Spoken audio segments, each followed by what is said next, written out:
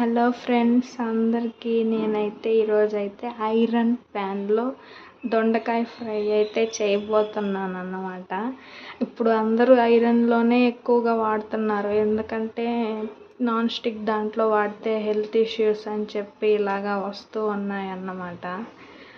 అదే కాక మళ్ళీ క్యాన్సర్ కానీ వస్తుంది. ఇలాగా ఐరన్లో అయినా స్టీల్ దాంట్లో అయినా దేంట్లో ఈ రెండిట్లో బెస్ట్ అని అయితే చెప్తాను. ఈ సిల్వరు ఇంకా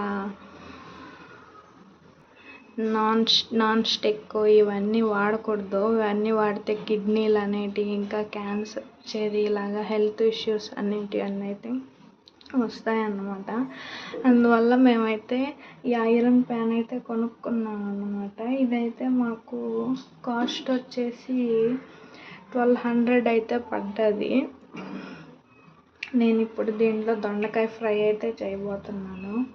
దానికి ముందుగా 2 టేబుల్ స్పూన్ల ఆయిల్ అయితే వేసుకోవాలి. ఇప్పుడు నూనె కాగిందో లేదో చూసుకొని, నూనె కానీ కాగినట్లయితే ఇందులో కొద్దిగా చిటికెడు ఆవాలు అండ్ జీలకర్ర వేసుకోవాలి. వేసుకొని వేగేంత వరకు వెయిట్ చేయాలి.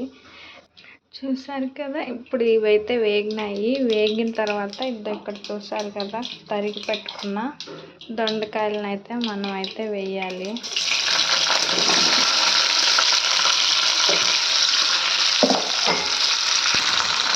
ఇలా దొండకాయలు వేసుకున్న తర్వాత బాగా కలబెట్టుకోవాలి.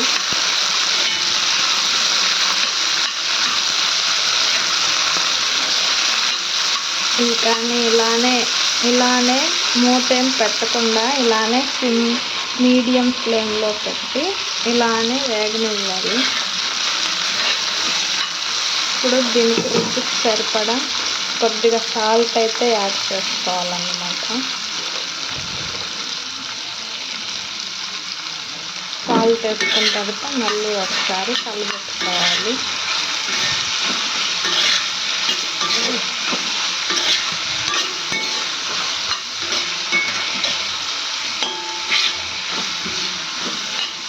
ఇలా కానీ మనం కానీ ఐరన్ ప్యాన్లో కానీ చేసుకుంటే ఫ్రై అనేది చాలా అంటే చాలా టేస్టీగా వస్తుంది. అంతేకాక మనకు కానీ మంచి హెల్దీ ఫుడ్ కానీ మనం ఆరోగ్యంగా ఉంటాము.